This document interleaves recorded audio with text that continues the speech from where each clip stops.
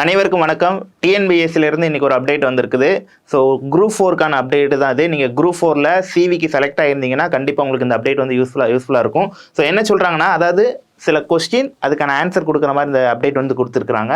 So group 4ல் சான்றிதழ் சரிபார்ப்புக்கு இணையவழி விண்ணப்பத்தின் போது தெரிவித்த வகுப்பு சான்றிதழ் தமிழ் கல்வி சான்றிதழ். வகுப்பு சான்றிதழ்னா நம்மளுடைய community certificate, BC, MBC, SC, ST இந்த மாதிரி வாங்கியிருப்போம். அந்த சர்டிஃபிகேட்டு, அப்புறம் பிஎஸ்டிஎம் சர்டிஃபிகேட்டு, அதில் ஏதேனும் பிழைகள் இருப்பின் பிழைகளை சரி செய்து புதிய சான்றிதழ் சரிபார்ப்பின் போது பதிவேற்றம் செய்யலாமா அப்படிங்கிற டவுட் எல்லாருக்குமே இருக்குது. இப்போ என்னென்னா, நம்ம வந்து கம்யூனிட்டி சர்டிஃபிகேட் நம்ம அப்ளை பண்ணுறப்போ ஒரு விஷயம் வச்சுருந்துருப்போம். இப்போ புதுசாக வந்து ஒரு கம்யூனிட்டி சர்டிஃபிகேட் எடுத்திருப்போம். பிஎஸ்டிஎம் சர்டிஃபிகேட்டு நம்ம அப்ளை பண்ணுறப்போ ஒன்று வச்சுருந்துருப்போம். இப்போ வேற ஒரு விஷயம் எடுத்துருக்கலாம். ஏதாவது பிழைகள் இருந்து நம்ம என்ன பண்ணியிருப்போம், ரெக்டிஃபை பண்ணி மாற்றிருப்போம். அப்படி மாற்றிருந்தா அந்த புதுசாக மாற்றின சர்டிஃபிகேட்டை அப்லோட் பண்ணலாமா அப்படிங்கிறத அவங்களுடைய டவுட்டாக இருக்கும்.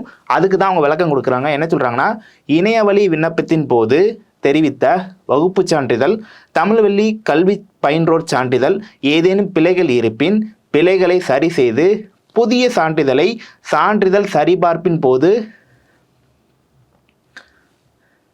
பதிவேற்றம் செய்யலாம் அப்படின்னு சொல்லிட்டாங்க. நீங்கள் தாராளமாக அதை அப்லோட் பண்ணலாம் அப்படின்னு சொல்லிட்டாங்க. ஸோ நீங்கள் உங்களுக்கு டவுட் என்னென்னா, பழைய கம்யூனிட்டி சர்டிஃபிகேட்டில் ஒரு சீரியல் நம்பர் இருக்கும், இப்போ புதுசாக வாங்குறப்ப அதோட சீரியல் நம்பர் மாறுமே அப்படிங்கிற மாதிரி டவுட்லாம் இருக்கும். நீங்கள் தாராளமாக புதுசாக இருக்கக்கூடிய விஷயத்தை அப்லோட் பண்ணலாம்.